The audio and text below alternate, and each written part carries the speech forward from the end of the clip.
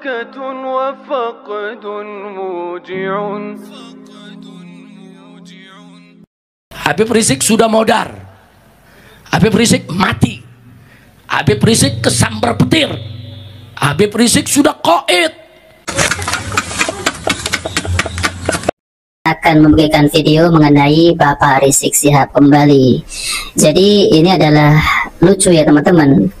Ini ceramah tapi malah curhat kepada jamaahnya di Aceh teman-teman. Jadi saya sudah pastikan Bapak Rizik Syihab ini hanya ingin mencari simpati warga Aceh yang katanya dizolimi lah, yang katanya ya Habib ini dibenci lah. Namun ya teman-teman, jangan mudah ditipu oleh omongan-omongan Bapak Rizik Syihab ini. Apalagi dengan masalah nasabnya. Pokoknya Ba'lawi ini bukan cucu Nabi Shallallahu Alaihi Wasallam, melainkan adalah cucu Mang Ubed. Nah seperti itu teman-teman. Jadi saya sering sampaikan di video ini bahwasanya Ba'lawi ini bukan keturunan Nabi Shallallahu Alaihi Wasallam. Dan ceramah-ceramahnya isinya hanya memprovokasi seperti Bapak Rizik Syihab ini. Jadi nggak ada adem-ademnya sama sekali. Isinya hanya mencaci maki. Nah seperti itu ya. Jangan mudah kita itu dibodoh-bodohi oleh mereka ini. Mereka hanya mencari mukibin baru. Oke, kita langsung saja, mari kita simak videonya. Saya sepulang dari Saudi Arabia, saudara, saya sakit batuk seperti sekarang ini, batuk, badan agak meriang. Saya berobat di rumah sakit Ummi, rumah sakit Islam di Bogor. Begitu saya baru masuk rumah sakit sehari, buzzer-buzzer piaraan Jokowi, saudara,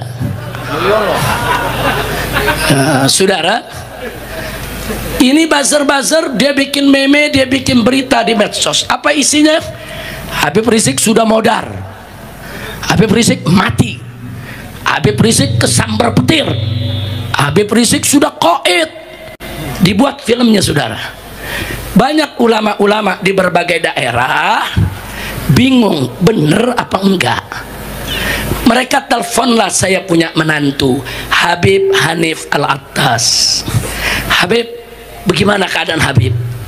Habib Hanif jawab, nggak ada apa-apa, baik-baik saja, lagi dirawat. Ada lagi telepon dari Jawa Timur, ada lagi telepon dari Kalimantan, ada lagi telepon dari Aceh, ada lagi telepon dari Palembang, dari mana-mana. Nah akhirnya saudara Hanif berinisiatif minta izin nama saya. Abah mau minta izin, ini yang telepon banyak, Mbak. Ini masuk ke HP nih, yang nanya banyak. Boleh gak Hanif bikin rekaman video dikit aja, cuman ngabarin supaya para ulama tenang, Abah sehat walafiat. Saya bilang boleh, silakan bikin, sebar.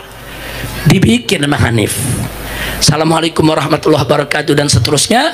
Kami kabarkan kepada semua bahwa abah saya, mertua saya Habib Rizik dalam keadaan baik-baik saja.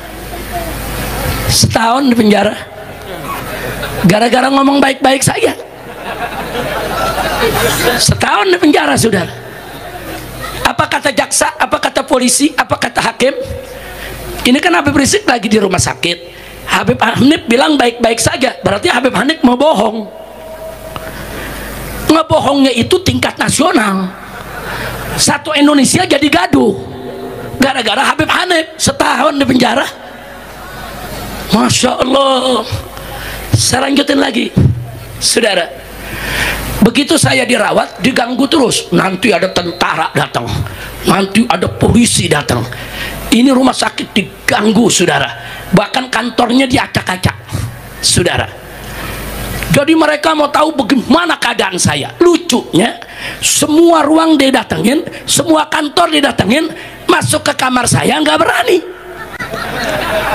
Nah kan saya dirawat di kamar, masuk aja ke kamar saya. Masuk itu tentara sama polisi, nggak ada yang masuk. Mereka hanya ingin bikin ini rumah sakit nggak aman, supaya saya diusir, saudara. Saya tahu diri. Jadi begitu hari itu darah saya diambil, saudara, untuk pemeriksaan laboratorium. Saat itu pemeriksaan COVID nggak kayak sekarang. Sekarang 5 menit udah ketahuan. Saat itu 3 hari baru ketahuan, saudara. Dibawalah darah saya ke Jakarta. Rumah sakit diganggu terus, diganggu sama wali kotanya yang sekarang jadi wakil Mendagri. Ya, jadi Wamendagri, saudara. Nah sekarang begitu diganggu saya nggak enak hati. Saya temuin yang punya rumah sakit, saya telepon, saya minta ketemu. Saya bilang, terima kasih ya Hi, antum udah rawat Anda di sini, tapi mendingan Anda pulang. Oh kenapa Beb? Ini kan hasil pemeriksaan darah belum ada, laboratorium ini laporannya belum ada. Anda nggak enak, dia ngeganggu begini. Di sini banyak pasien, ada ibu hamil yang mau beranak, yang lagi cuci ginjalnya, saudara, cuci darah. Saya nggak enak, udahlah saya pulang. Tapi hasilnya nanti kalau udah datang hasil kirim aja ke rumah. Nah begitu saya mau pulang, yang punya rumah sakit minta testimoni. Habib boleh gak ada testimoni? Rekaman dikit aja buat rumah sakit kita. Boleh, saya bikin rekaman. Assalamualaikum warahmatullahi wabarakatuh. Terima kasih kepada rumah sakit bla bla bla. Terakhir saya bilang kepada seluruh umat, tolong doakan kami. Alhamdulillah saya saat ini dalam keadaan baik-baik saja. Dituntut 6 tahun penjara gara-gara baik-baik saja, saudara. Gara-gara baik-baik saja saya dituntut 6 tahun penjara, vonis 4 tahun penjara. Saya banding terus sampai kasasi di MA, saudara, baru turun jadi 2 tahun. Itu pun setelah 2 tahun saya keluar, saya jadi tahanan rumah selama 2 tahun lagi, saudara. Nggak boleh keluar dari Jakarta.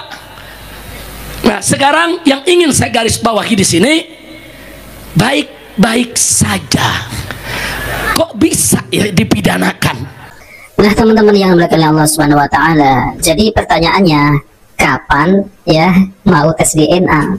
Nah teman-teman, tadi yang katanya ya sampel ataupun darahnya Bapak Rizik Syihab ini kan dibawa ke laboratorium. Wah itu cocok kalau untuk diteliti ya teman-teman ya, darahnya itu apakah darahnya ini, DNA-nya ini bersambung pada Rasulullah ya teman-teman. Ini semestinya harus diambil itu sampel darahnya teman-teman. Namun ya sampai saat ini Bapak Rizik Syihab ini ya masih bisa membuktikan bahwasanya Bapak Rizik Syihab adalah keturunan Nabi Sallallahu Alaihi Wasallam. Ya isinya ya seperti itu teman-teman ceramahnya. Ini ceramah malah curhat ya. Kalau seorang ulama, seorang pendakwah ya sudah sampaikan ilmu-ilmu agama, ini yang disampaikan hanya mencaci maki, mengadu domba, menjelek-jelekan pemerintah, ya wajar ditangkap. Kan ini membuat kegaduhan umat. Ya wajar saja ditangkap, diamankan. Kalau nggak diamankan, tidak ditangkap, nanti ini malah makin merusak. Tapi alhamdulillah ya teman-teman ya, mengenai Habib-Habib Alawi yang ada di Indonesia ini, itu sudah mulai banyak orang ataupun kaum muslimin ini yang sadar bahwasanya mereka ini nasabnya itu tidak bersambung kepada Rasulullah SAW. Mungkin kalau dulu ya masih banyak yang membela Bapak Rizik Syihab, tapi sekarang sudah kelihatan mulai sepi. Maka dari itu Bapak Rizik Syihab ini mencari mukibin-mukibin baru yang bisa dikibulin, bisa dibodoh-bodohi dengan mengatasnamakan cucu Rasulullah Shallallahu Alaihi Wasallam. Ini nih ya, targetnya adalah warga Aceh.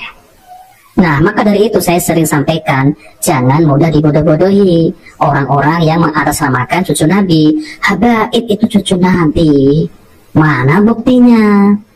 Coba verifikasi, apakah benar Habib ini cucu Nabi? Oh benar, ada kitabnya, itu di Rafidah ada silsilahnya. Mana buktikan kitab nasab dari abad keempat, kelima, keenam, ketujuh, kedelapan, kesembilan? Oh, ternyata ada dari abad keempat, ternyata diteliti oleh Kiai Imad palsu. Nah, maka dari itu teman-teman ya, kalau dulu memang Bapak Rizik Syihab ini masih banyak pengikutnya, masih banyak sekali. Pokoknya Habib itu mulai dari As-Segaf lah, Al-Muhdor lah, Al-Idrus, Al-Atos, Al-Habsyi, itu semua adalah dari kalangan klan Ba'lawi, bukan cucu Nabi. Kalau mereka berceramah tentang mengenai ilmu-ilmu agama, tidak masalah. Tapi kalau ceramahnya isinya hanya memprovokasi, mengadu domba, maka itu harus kita jauhi. Maupun itu keturunan Nabi yang asli ya, apalagi yang palsu, harus kita jauhi teman-teman. Karena apa teman-teman? Karena isinya hanya mengadu domba umat. Jadi tidak ada faedahnya sama sekali. Apalagi ceramahnya dua dari khurafat yang katanya bisa mi'raj, itu pakai mukodam, bertemu dengan Allah 70 kali dalam sehari, bisa menurunkan hujan susu. Bahkan pesawat terbang itu katanya ada seorang Habib memiliki karomah bisa memundurkan pesawat terbang. Udah terbang mundur. Ini kan ajaran-ajaran yang bertentangan dengan ajaran Islam. Jadi ajaran Habib-Habib ini malah melebih, yaitu ajaran dari leluhurnya. Nah seperti itu teman-teman. Jadi jangan mudah terprovokasi ya, jangan mudah diadu domba, jangan mudah tertipu dengan omongan Habib-Habib Alawi yang mengaku sebagai cucu Nabi.